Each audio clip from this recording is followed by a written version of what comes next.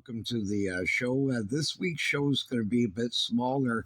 What happened, I tested with many Temu cameras. I don't comment on them on some of these shows because so many of them, the clips will start to stretch. And then, even though the camera worked fine, the thing fell in the drink. I had one with over 25 fish on it, and it was such that they were biting like insane, just every 2 feet. And I wouldn't have had to edit anything. You could make two shows with it, sort of idea. And it was just perfect. And lo and behold, the camera just not working at all, right? And then other ones, uh, uh, the clips would bust off of it and fall in the drink. I lost about five, six, seven with lots of big fish on it and different things like that, and have to buy other cameras, right? So I finally figured out a way a bit safer doing these sort of things and that sort of stuff. But what happened is the camera just stopped working for some strange reason. We ended up getting four.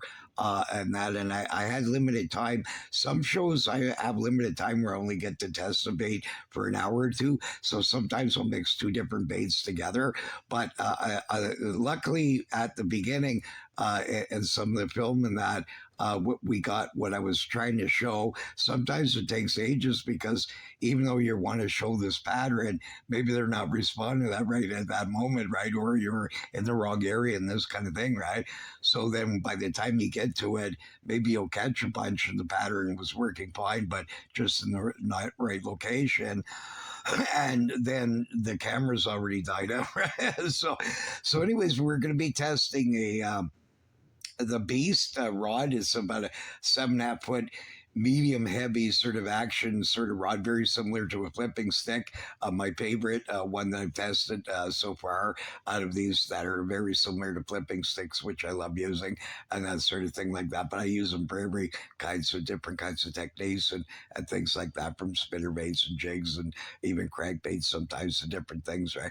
And that sort of stuff like that. But that and a no name sougayling reel that I'll tell you what occurred with it after, right, and that sort of thing like that. And but we're going to be testing some Temu flipping jigs and that sort of thing like that.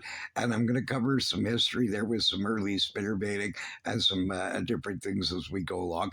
But this show will be a bit shorter. Sadly, what the problem is we finally figured out the films that I'm doing, because they're so big, when I try and put them onto a camera, I don't have enough room. So I've been cropping them with videoing over them with something on Windows. But what happens is then when you put it in here, it won't allow you to crop any further, and it keeps leaving like the video smaller in the center and that. So this show, we're going to have the same issue. And so I just have to get a much bigger card and do it the way that I'm doing it here, right? Where you can see it its full size and all that sort of thing like that. So anyways, hopefully you enjoy the show, but it's some great tips for jig fishing and that, and a bit of early history about incorrect information out there where the giant spinner bait phenomena came from and these kinds of things like that. So stay tuned. Hi, folks. We're going to be testing these Temu flipping jigs here. What I did is I removed some of the fibers and shortened it a small amount, and that I just typically do that. You get a better hook set and that sort of thing like that. And we have some dollar store crawfish here. I haven't checked the tightness of this and how they tied this because they got it. I'd imagine that looks pretty weak, so but we'll test it once to see what happens. Now the problem with this body of water, this is going to be a crummy test because even though the Rita River system feeds this and it's loaded full of crayfish in the Rita River system and in the Otto River system below, but in this section, no. Crayfish are not common at all. There's very few areas for them to survive properly and that sort of thing like that. So just randomly you'll get sort of things like fish in there, but since it's not, right, so what I did here is we compromised a little bit, even though it's crawfish looking, it's still got a lot of minnowy flash to it and that, and there's it can match like a little bit of golden shiner almost to any kind of duller like sort of species where the sides of them are like brownish gold, anything like that. And if the bass came from the Otter River, might have fed off a crayfish in there, and that sort of thing, right? So we'll see what happens, but I don't know. I hate testing these kinds of baits in this body of water, because this body of water is strange for how fish will react to things, and what would work really well in most bodies of water, in this body of water occasionally doesn't. But anyways, we might, if we're lucky, get a smallmouth or something. There's a couple of older gravel patches that they use in the winter for people to put the ice shacks on it and that sort of thing like that. But in recent winters, it's been so bad that they don't get any much of a sort of thing. But they did have it this year a little bit. It was open in a few days a year. Like, you get these random times where it might work out for a little bit.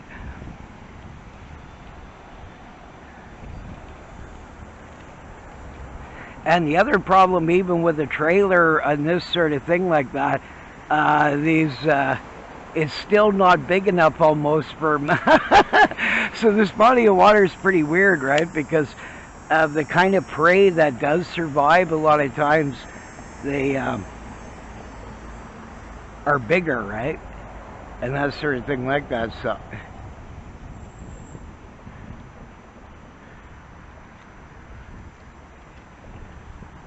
now, if we were down in the Otter River flipping in some back bays or up the Rideau and that, we'd be doing much better business here. But we'll work some lethargic fish that, even though they're not used to feeding off of this sort of thing that much in this particular section, they'll still like react to it and things like that, right? So.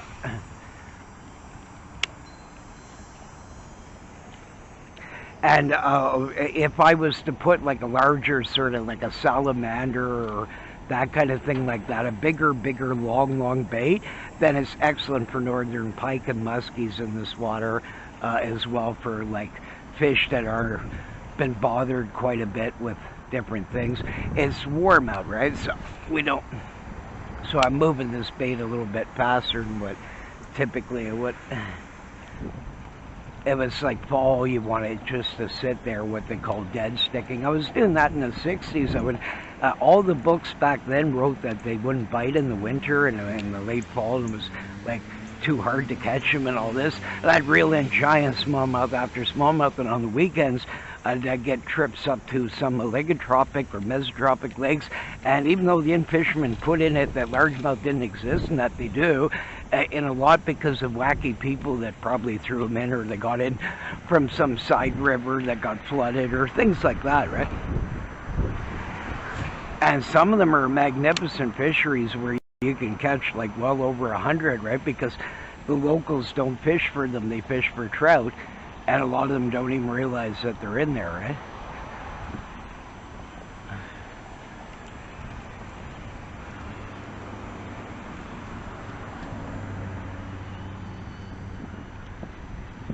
But the good thing is these baits are fairly weedless, right? So that helps. We might put on a bigger trailer of some sort. We'll test it out, and this is a lighter jig. It's only about it's not a quarter, and it's a little bit more seemingly heavier than a 1/8. So in between these two, right?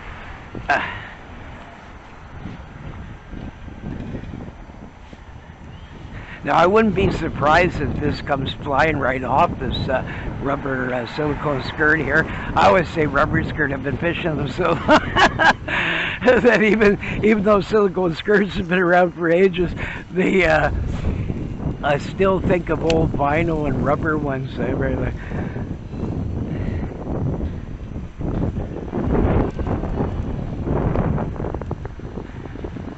See here, we still got into some stuff no matter what, right? See, that's the one problem is it'll slide down the line. There's a lot of construction going on today.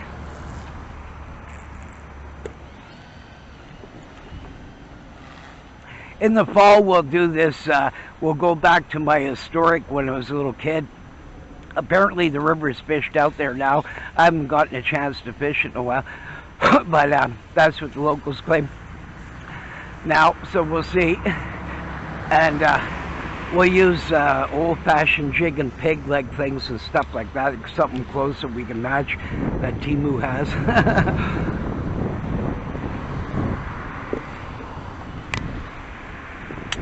Oh, that Temu.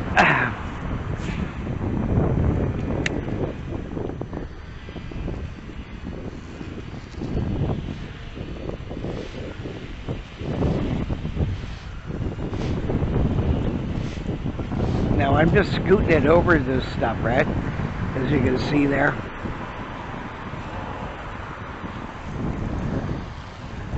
The hook seems okay. It seemed sharp. I touched it and it was almost making me bleed just touch it, right? So,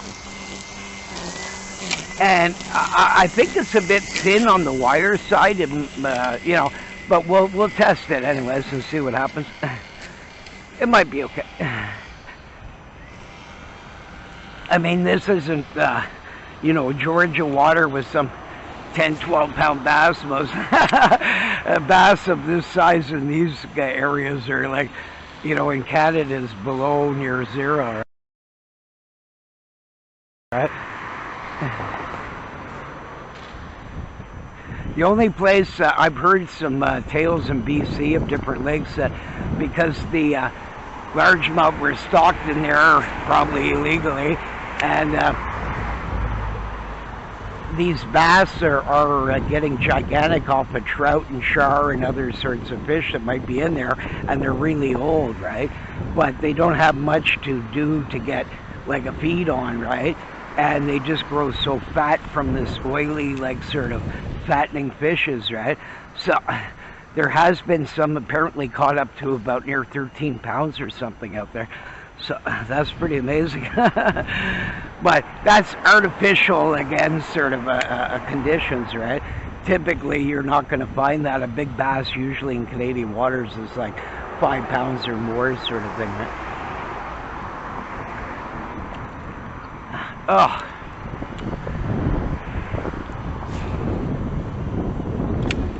So we got it right on the edge of that pile there. Okay, clink, clink, clink, clink, clink. Oh, clink, clink, clink, clink, clink. We let it sink right down to the bottom. We bounced over things.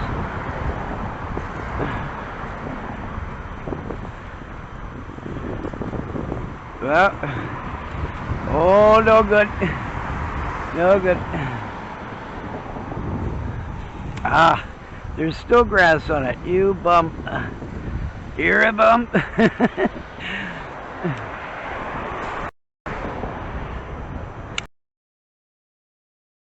And Bassmasters and different credited to different people.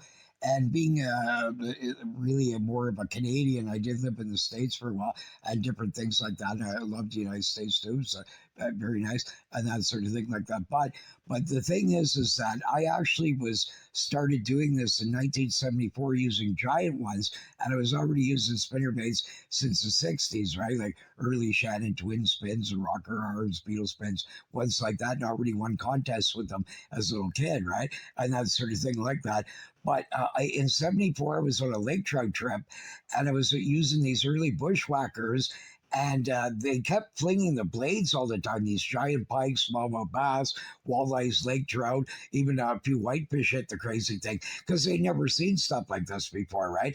And in this lake, you could get a lot of trout were like even shallower than what a lot of places they would be, but there was no like real cottages on here or anything, right? And it was like virgin stuff. So, when we got like piles of huge pike, all kinds of stuff, and Eventually I had no blades left, and I would steal them off of French spinners like old Meps and all those ones, right?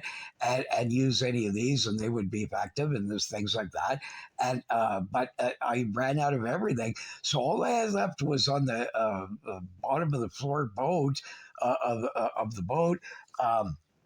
These huge gang trolls, and they were beautiful. They were blue and silver, blue and copper, copper and gold. I think there was one that was green and copper or something, like different kinds of shade, like the mixtures, right, like that. So they were gigantic though. Like, and they had they had some Indianas, Colorados, but mostly willow leaves, right? So I said, I wonder if they would work, and I'd use some big musky like baits that were similar like that, but the heads on them were very different and giant, right? And the way they design them and stuff like that, it's not as good for like bass fishing and certain ones, right?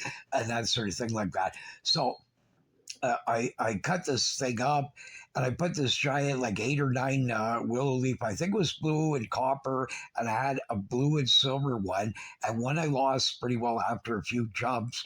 And then the other one lasted the rest of the day, because they were crazy. Like these fish would really smash it and fly it all over the place, right? And that kind of stuff like that. But anyways, I put this on, and it started to spin around in a bit of a circle because the head was a bit lighter on this particular bushwhacker that I had. I think it was maybe like a quarter ounce or something, and it was causing it to like starting to spin around pretty well, like in circular, right? And that's, you had to mess with it to get it to run at least a certain amount, and then once in a while it would do it, right? But at least you could get it to run like a certain amount, right? And that sort of thing like that. But anyways, on the first cast, it kind of swung towards this log and this giant 5 pound 15 ounce smallmouth nails, and I said, bingo, they work, right? So then I giant pike were nailing it. I got one 28 pounds and different things with that.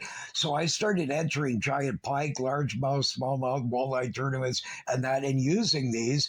And you can see here, this is turning about 1979-80, and you can see here the giant willow leaf copper blade. I would get them from gang trolls or all kinds of stuff, and I already won like over 100 and some tournaments by the time that Roland Martin came out with his big bass spinner bait with the same baits, except mine are bigger actually usually that I make than his, right? And that sort of thing like that. So that was one thing in that. So this isn't actual factual. I tried 3 times. Roland would have known about this years earlier. I tried going to his marina in Broken Bow, Oklahoma, but he wasn't there. Then I went to this big tournament. He wasn't there that he was supposed to show up. And then the third time, the second he opened his marina, then I went down there and he wasn't there either.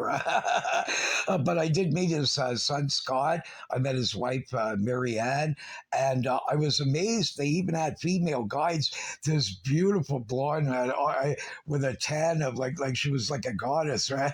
She comes out and she pulls up in this bass boat, and I said, "What?" And she like because in Canadian you don't see this stuff, right? So, but anyways, I the only place I'd seen that is more in the south, like. They'd even have female tournaments and things like that. I actually watched one a bit past New York State once, right? It was fascinating, and that sort of thing like that. So Chris Houston, as far as I'm concerned, was a much more consistent angler than even Van Dam or some of the ones that they mentioned here. And she didn't use cheat boxes or need any super big fancy electronics all the time. Most of the stuff she was doing was with old flashers and things like that, right? But she won 7 Bass and Gal Angler of the Year. I think about 4 or 5, maybe like the female version of a world championship. It's been many years since I've read her bio or anything. But anyways, I love the uses. And when I first seen Jimmy, people said, "Oh my God, that guy casts like you." And so it's kind of funny, like we're just doing this independently, and I didn't really care about anything that he was doing with his spinner bass. And then I came a little bit more of a fan of him when I seen me won on the early St. Lawrence, and I had already won all kinds piles of them here, as you can see, with these giant copper willow leaves. I love copper blades, right? They work in all kinds of conditions. So when other people would even throw in spinner baits, some early Canadians, the odd one would do it, and that they would just a normal like five kind of blades and things like that. They most of them 98% are made like with just normal silver, right? Because it's the cheapest, and they're not even real silver. They're just like a lot of them are tin or all kinds of stuff, right? But the thing is that they would use these, and even them, right? Like there was early the odd people that would enjoying this kind of little known fishing, because the vast majority of Canadians still by this point were throwing the daredevils and all this kind of stuff, right? The big O's and as they came along and different ones, right? So pretty funny, right? It's amazing. I get these constant stuff when I'm not trying to do these shows. I never get a text or bother, and then all of a sudden, beep, beep, beep, the second I'm doing them, right? But anyways, you can clearly see, and I have photos way before this, but I just found this one recent. Here's me on a trip in Mexico. I went trips and also in Colorado and different places on horses or burros or different things like that. Down the Grand Canyon, fish for trout and this kinds of stuff. So I've been doing this since a little microscopic child, right? And that sort of thing like that. So it just isn't true of that Lake Okeechobee pros were testing it for a few years. This would make it like he came out with an 83. That means that roughly around 80, 81. And here's a photograph before them, right? Like, just as an example. But I didn't want to tell Scott all the stuff about it, and that because I wanted to tell it to, I wanted to meet Roland. I'm not a kind of guy that's going to phone up somebody. I did a few times when I was a kid, and just to talk to some famous person that I wanted to speak to and ask them some questions and things. But after that, I don't know. I'm kind of, I prefer to just meet them and talk to them, right? And that sort of thing like that. But I tried to give him this information from Oklahoma when he was there and all these different things. And so that isn't factual. So I'm just a very person that cares about historic like sort of things. I love this. And lots of information is everything from dead sticking, drop shot like things were being done here in the 60s by myself, and even Asian people that weren't really pro anglers of any sort. A lot of them just use primitive stuff. But when they'd run out of like night crawlers and things like that, they'd just tie a hook up the line a foot, 2, 3 feet, whatever, and that sort of thing like that. Or sometimes like a wolf rig, river rig, these kinds of ones like that, like with a 3-way or 2 swivel, and you attach like a side leader off of it and just a hook, right? A bait holder hook of some sort, or Carlisle ones like that, right? Carlisle hook and those kinds of ones, right? Earlier stuff, and a lot more junky hooks then, and they weren't very sharp, and that's why, again, I tell you, it's religious. You always have a hook sharpeners with you. But I would make a lot. I started making my own homemade spinner baits. I'd even pour lead in. I get them out at these junk places where they buy scrap metal and things like that. And I get in and I started goofing around with wood and making like giant versions of it that would copy like a basic mold for a spinnerbait, things like that. In sand, I was doing it with plastic. My mother, I used to heat up the plastic to make these homemade plastic worms. I'd take like plaster of Paris. I'd take a real sunfish or crayfish and that and put it in it, make the mold, and then I'd heat it up, all these broken worms that I had and stuff like that, and melt it over the pot. And my mother would freak out, and as I'd be pouring it in these, making these, right? So I've been doing this like so long, right? Like way before a lot of these things were ever sort of print. Early use of crappie jigs. I won all kinds of trout like contests, things like that. Smallmouth, largemouth sometimes, and different ones like that. In the Azumis, in the 80s, I went against the Azumis once, and the second day they got skunked, and it was only a handful of teams that actually got a limit, and I got them with crappie jigs and a modified small blue plastic worm, right? And that sort of thing like that. And, in Fisherman mentioned in early 2000, that some pros started doing this. I was doing this way before Jay Ellis made famous using smaller stuff too, but I wasn't really a crappie jig. But I was using actual real crappie jigs, but I would make my own homemade ones with stronger English like hooks so they can hold on to it, right? And all kinds of different techniques. But these Asians, if they ran out of worms, right, they would put like a early plastic worms on it, like creme ones like that, and just sit it out there in the falls and let it wiggle around. And these big walleyes or smallmouth or different species, drum even, all kinds of weird fish, carp once in a while, and different ones, suckers and that, would nail this, right? And then these Asian guys would eat these things, right? So this was being done, what you call drop shotting. In the first day of the tournament, I had exactly the same as regular drop shot, about 2 feet up, a typical 3 feet in that sort of range like that. Sometimes it's a foot. You might need to put it higher. It all depends on how spooky they are and all kinds of things, and how much you need it above the bottom. And I would hook like in the center there.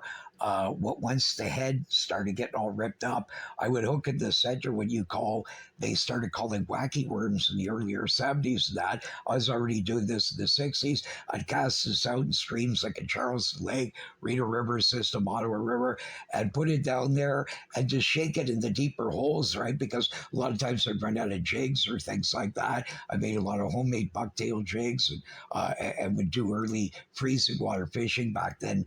Buck Perry and all of them said that they wouldn't bite in the cold water. And I live right beside the water, about 100 yards away.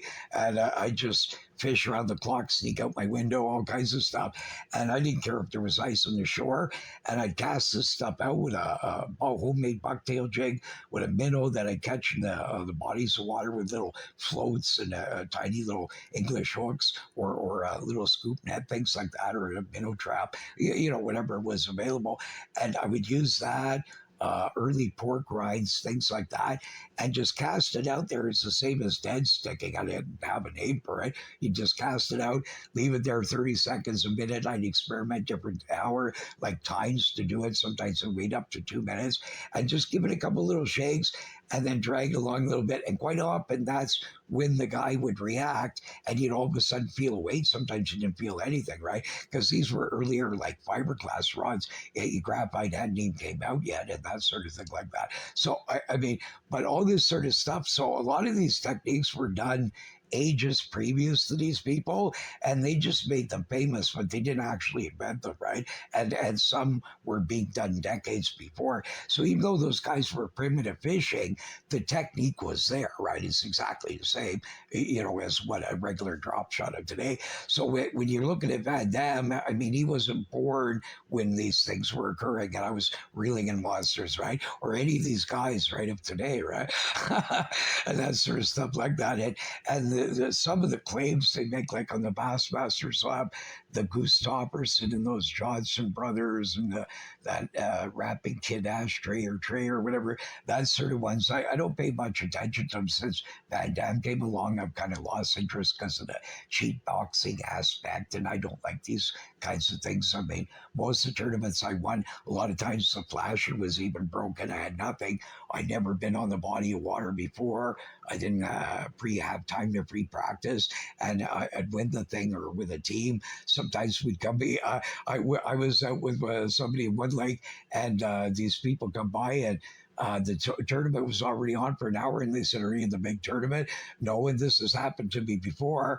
And I said, "No, yeah, well, no, I tried." Well, it's a bit late now. I said, "Well, it doesn't matter that." But these clubs, they want to cash, right, or whoever the organizers. So some of them, they check your boat, tell you the rules, and away you go. And we'd end up slaughtering them, right? And a lot of times it was with this. I won a big tournament here on the Ottawa River for a pike and multi-species. That particular day here, and you can see which is a very big pike for local waters around here, right? And that sort of thing like that. Largemouth, smallmouth, all these species. So these are not factual things in history, right? Of that sort of thing like that. And a lot of techniques that were actually being done a long time ago, like even the earliest credited fly reels bait casters, things like that. You can find, like, especially fly reel like designs. You can find ancient and from Japan and China paintings over or drawings over 1,000, 2,000 years old, and it shows clearly even the cross markings the same as like a fly reel of today. Right. And it shows the guy with line going up the pole, and he has seemingly like line guides, and it's very much like a crappie like pole sort of thing. So the fly fishing aspect may not have existed in the way, the fancy way you're doing it, right? But the English, when they went over there, they early traded with them. And the same with the Americans when they got in the wars and stuff. That's where they got the idea of grenades, landmines that are under the ground and things like that. Emperors were using that over 1,000 years ago. They would blanket a road, and then the invading army would come in, and they'd all explode them up and stuff. So all these things that people think are like newer inventions, credited falsely to some North American or European people, and that sort of thing like that, actually have histories way back previous, right? Like even my carp fishing, even though I was the most sort of first, youngest, earliest kind of professional like carp fisher, because I was selling them for a living, and I caught gazillions way more than these famous English guys and that sort of thing like that. But way before my time, I mean, even in the 14th century, monks would stock ponds, and they would use paste bait similar to what I was using, right? And bolt rigs. The Asians always were doing this since they've ever been here. They would get like old steel bolts or any kind of thing like that, and tie up a hook just like a drop shot, the same kind of thing, same idea. And you'd put it out there, and they'd put a worm on it or whatever. And once in a while, a big carp or other ones would grab it. And because the bolt's so heavy, it would prick them, right? Or it would snag down there, and then the line would bust free, and then they'd have them on it, right? So I mimicked some of the stuff that they did because I had no sinkers sometimes. And I said, that's a good idea. I'll use that. And it would work the same, right? And you get sometimes more fish because it would get it down there. It's a bit heavier, and it would real prick him good when he'd take a swat at it, right? And that sort of thing like that. So all the things that you see, many things are actually variants of things that were done way before by other people, right? So it's not really like this pro didn't come up with this idea first. There's been many that were doing it probably before him, right? And that sort of thing like that. So, but anyways, we'll continue back with the show there. But like I said, sadly, the cameras, I kept losing cameras after cameras, and all kinds of problems that we had here. This is the second show where I can't get it to crop correctly, so I have no other choice but to insert a very large video card in here and be able to do it this way and convert the films and do it that way. So the next show will be like that. So anyways, we'll get back to the show. If they haven't seen the presentation before, it's Leslie done, right? Like throwing like crankbaits in lily pads, things like that, right? Once you learn, you just maneuver it through the stalks, right, in the open areas, right, and work it along the edges of these things. And you can surprisingly get them through pretty decent, most crankbaits. They haven't seen the presentation before, and it's Leslie done, right? Like throwing like crankbaits in lily pads, things like that, right? Once you learn, you just maneuver it through the stalks, right, in the open areas, right, and work it along the edges of these things. And you can surprisingly get them through pretty decent, most crankbaits.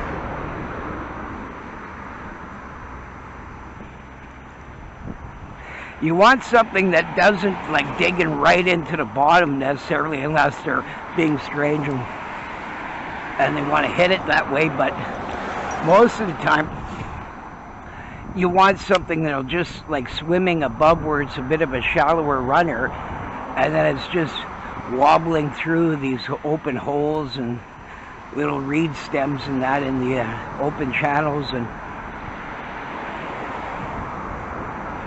then you get them more, right? Because it's not digging down into the weeds and that sort of thing like that. And it looks like a normal prey that they'd be chasing.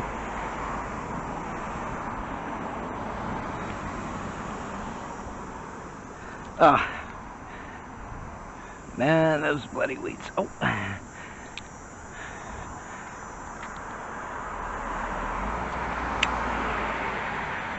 So I'm just kicking it over the flips, the tops of this, and letting it sink down in some of the areas there. And these guys can come out of nowhere. They blend in there quite well.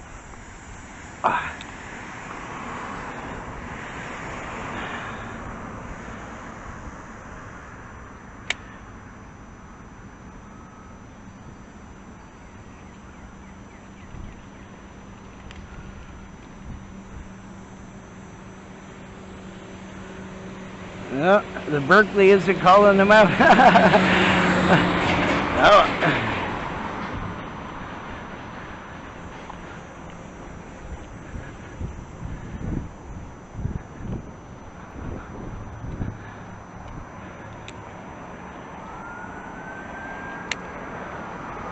There's another peachy Moscadero.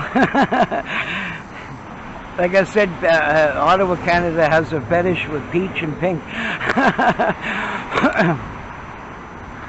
Oh. Well, that's more pink, really. It's more like fluorescent pink. But anyway, all that kind of thing, there's so many of them, right?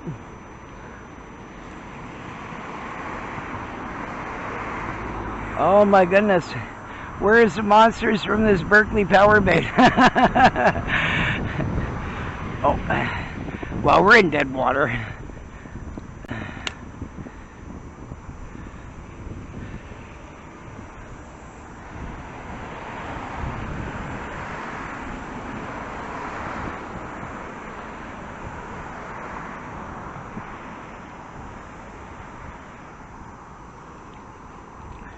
Yep, no Berkeley power baiting bass around. He doesn't want to get it. He's not being a Berkeley power bait fan right this moment. Okay. Yeah.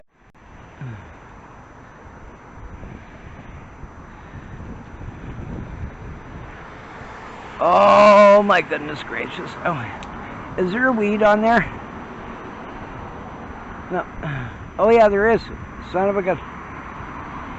Ah. Just the tiniest little reed, eh? Just no good. Oh.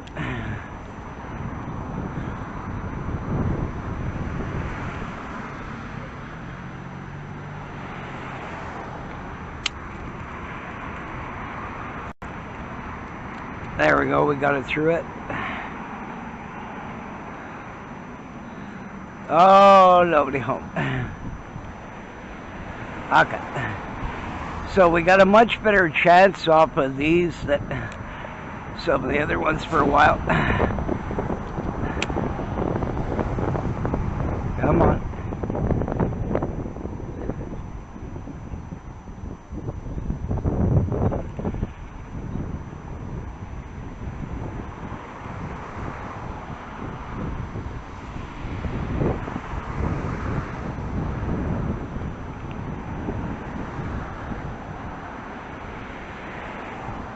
Oh, no Berkeley power baiter on there. We might be in for a slow day. Slow day with these testing of these jigs. Oh, no good. Okay, so we're right on the edge of this drop off and that. Come on.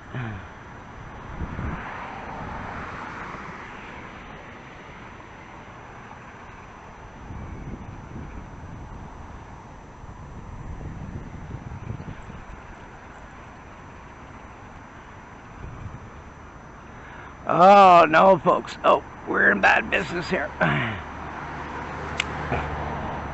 So we'll go to the deeper part of the drop.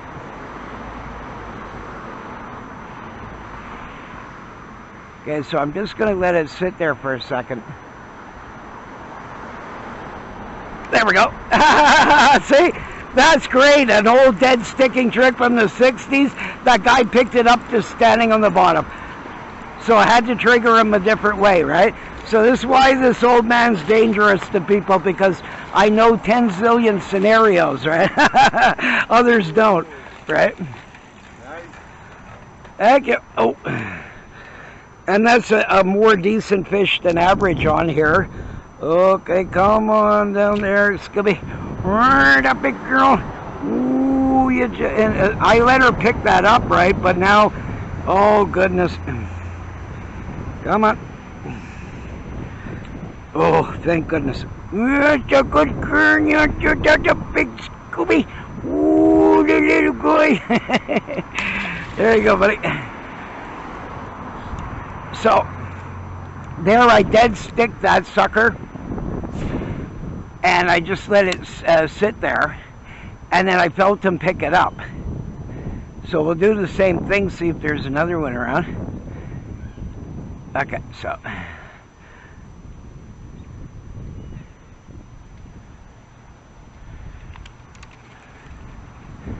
But that's good that that got on film, because I don't have good luck with these things, right? A lot of times I've ran out of film before the thing what I'm trying to show occurs, right? So, because these cameras only last seemingly anywhere from an hour to 4 hours is about the maximum I've gotten, and it's all random. It's not even the same each time, even though it was fully charged, right, according to it, right? But I just let that sit there, and I felt that guy pick it up off the bottom, and Synopsis of the show here.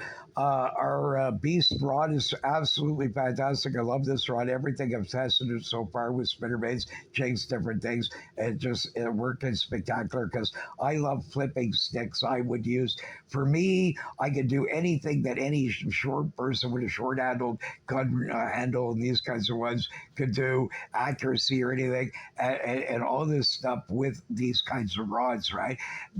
I don't lose fish with them. I smash, even if the baits, the hook's a little bit dull, you have a much better probability to really sock it to them that it might get in there instead of some noodly rod, right? And that sort of thing like that. And I prefer these 100% with spinner baits. I just count. So if I'm setting the hook too fast, instead of having to use a stinger hook, I'll wait a second or two and variations to figure out how they're hitting and see what I need to do, right? And that sort of thing like that. So again, this has been I Wear the Magic Ring of King Solomon production. Keep her waters clean and that sort of thing like that. And or these poor mermaid ladies are going to turn green. So stop throwing our pollutants in our waters. They need to be put in garbage cans, right, where they properly belong, right, and that sort of thing like that. But anyways, the sougayling reel is okay. I wouldn't say it's world class, but it certainly didn't have the problems like the other one does. And it casts well, good speed to it, and all this stuff. So all in all, for its price, it's a passer. I've used it now about.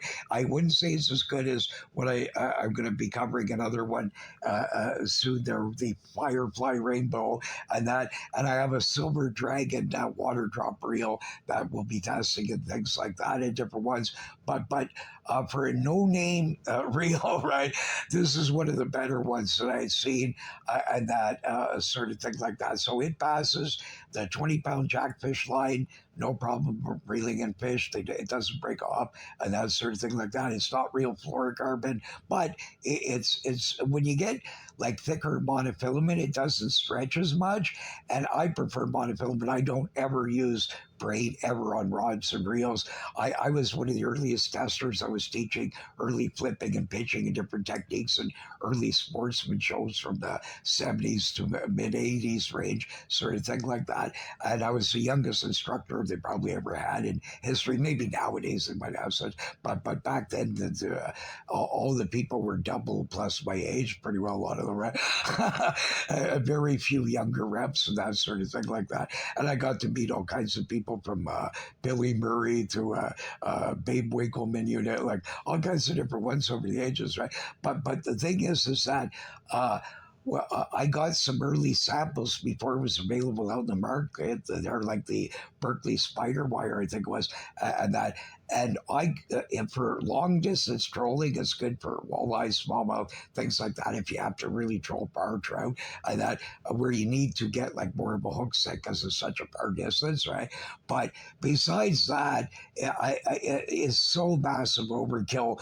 You see these guys 80-pound line. I know a guy that fishes these carp tournaments, and he's always amazed by me because I never see him catch anything because he uses these standard English like stuff, right? And this guy uses 80-pound braid, and he tells me that they break off fish all the time. I get monsters on film here on 2 4-pound line, even sewing thread, 6 8, and that I'm going to show you some film where you won't believe I have a cell phone in my pinky finger filming this, battling this monster for over an hour, and I thought it was running the regular camera, and it wasn't. Luckily it jacked, so I had to use the rest of the fight with the cell phone in a pinky, and that with 4-pound over 2-year-old line, a very inexpensive Wind River reel from some fly and spinning kit of some sort, right?